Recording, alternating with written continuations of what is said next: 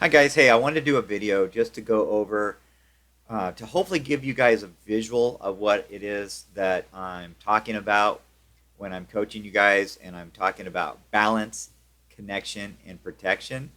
So I'm going to do three different videos and I'm going to break it into three different categories. And we're going to start with balance, okay? And just kind of give you what I'm looking for when I'm watching you guys ski and trying to coach you.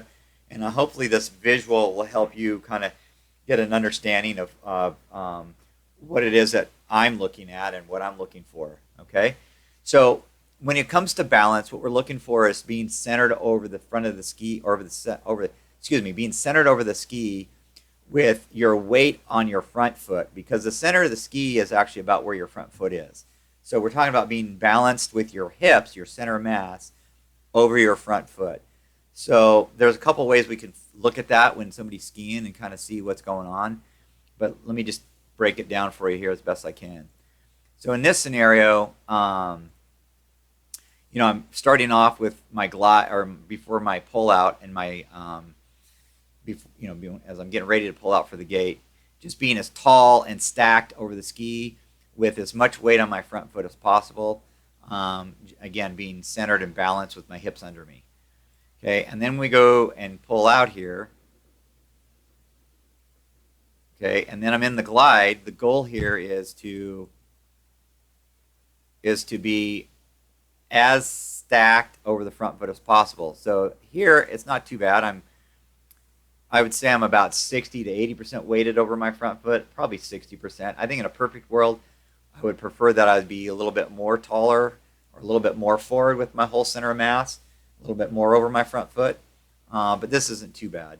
But as you can see, you can tell the ski is flat when you look at the ski, because you see how flat it's riding on the water. But another good indication of a flat ski is when the water sprays out the front, you can see it spraying clear out here. So that's a good indication that the ski is riding flat, and most of the weight of the skier is on the front foot and their center of mass is over the center of the ski. Okay. Now, when and then of course you just keep it flat and just kind of roll in from there. And then when you're going through the gate, if you start with a flat ski in your turn in and you just stay as flat as possible, you also, when you're in your cut, will have a really flat ski. Now, not flat, it's always going to be rolled onto edge, but what I mean by flat is front to back. So it's, parallel to the water from the front of the ski to the back of the ski. And that's where you can get the most efficiency out of the ski. If you are, on your heels on the back foot in trying to cut, you're going to be just basically plowing the water, and it's super slow and super inefficient. Whereas if you can keep the ski flat to the water, you're going to get the most efficiency out of it. Okay, so that's the goal. And then when you come up out of your cut, the ski is naturally going to advance in front of you a little bit as you come out of your cut right there. See how my ski is advanced in front of me there. But then as I approach the buoy, I kind of straighten my back leg, and also at the same time I'm kind of letting the boat, by staying connected well off the second wake, the boat's actually also helping pulling me up over my front foot again, so that when I get to about here, hold on, you can see where, again, the water's breaking in front of my front foot in the pre-turn as I'm preparing to turn the buoy, and I'm relatively stacked over the center of the ski. Again, in a perfect world, I'd even be more forward in this, with my center of mass being even more forward at this point.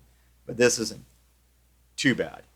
But again, that's the goal. We want that ski to basically be flat in the water, like it is here, and the water breaking in front of the front foot as we initiate the turn at the buoy, and the way we accomplish that is by having our hips, as much as we possibly can, stacked up over our front foot. Now, in this situation, I'm probably only about 60% of my front foot and 40% of my back foot, so it's not maybe ideal, but as close as you can get to that, the better. Okay. Now let's just move forward here. I'm going to move up to this next set of buoys because I just did a little better job of it at going into 4-ball. Okay, so here you can see the skis advanced in front of me. And then if you watch this movement from here to there, you can see where I come from being with the ski advanced to climbing back up over the front of the foot again. And that happens because of two things. One, I stay connected to the boat, and the boat's helping pull me up, and I'm also straightening my back leg to get me pushed forward up over my front foot again. And then this to me is ideal because in this particular scenario, as I'm coming up here, I'm definitely, let's see, find the right spot here, pretty stacked over my front foot now. Okay, you can definitely see it maybe a little further up here. Yeah, I think here's a good illustration of in the turn where if you draw a line down through this hip, it's kind of rotated a little bit, counter-rotated a little forward, and the weight is going to the inside on the inside edge, but the weight is definitely down over my front foot. So that's what we're looking for, is to have that, and look at where the water's breaking. So the water's breaking in front of my front foot right there. But just to back up again, as I come out of my cut,